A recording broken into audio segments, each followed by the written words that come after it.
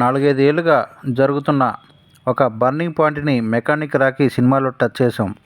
Cinema చూస్తున్నప్పుడు అసలు ఇంతకాలం ఈ పాయింట్ని ఎవరూ ఎందుకు టచ్ చేయలేదు అనిపిస్తుంది. ఈ సినిమా విడుదలయ్యే లోపు మేము చెబుతున్న పాయింట్తో ఇంకేమైనా సినిమా వస్తుందా అని భయం ఉండేది. కానీ ఏ సినిమా రాలేదు.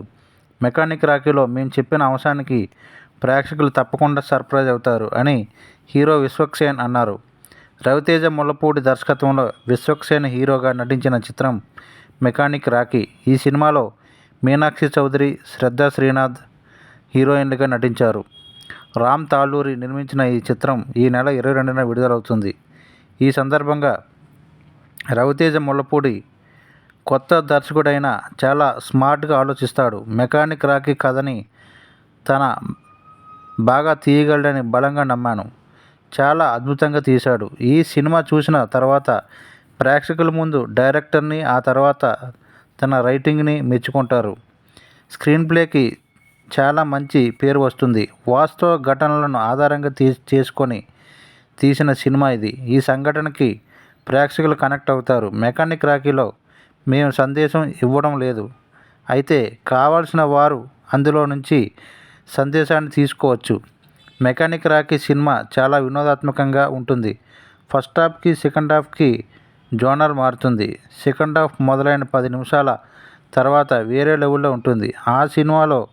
ఆ సమయంలో ఆడియన్స్కి ఫోన్ వచ్చినా జవాబు ఇవ్వకుండా కథలో లీనమవుతారు. మేం ట్రైలర్లో కథని పెద్దగా చెప్పలేదు. సినిమాలో ఊహించని విధంగా చాలా కథ ఉంది. కుటుంబ ప్రేక్షకులు, యువతరం ఇలా అన్ని వర్గాల వారికి ఈ సినిమా నచ్చుతుందని నమ్మకం ఉంది. రామ్ తాళ్ళూరి గారు చాలా ఓపికగా ఈ సినిమా చేశారు.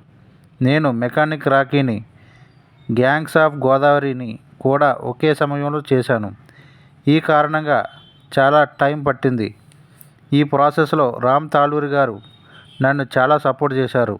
ఈ చిత్రంలో నా పాత్రతో పాటు మీనాక్షి చౌదరి, శ్రద్ధా శ్రీనాథ్, వికే నరేష్, రఘు, సునీల్ గార్ల పాత్రలకి సమానమైన ప్రాధాన్యం ఉంటుంది. జేమ్స్ బిజోయ్ నేపథ్యం సంగీతం అదిరిపోతుంది. ప్రస్తుతం నేను నటిస్తున్న లైలా సినిమా 60% పూర్తయింది. ఆ తర్వాత దర్శకులు సుధాకర్తో ఓ చిత్రం, అనుదీప్తో ఓ చిత్రం చేస్తాను. కల్ట్ సినిమాని మార్చిలో మొదలు పెడతాం. అలాగే ఈ నగరానికి ఏమైంది 2 స్క్రిప్ట్ వర్క్ జరుగుతుంది అని విశ్వక్సేన్ ప్రేక్షకులకు తెలియజేశారు.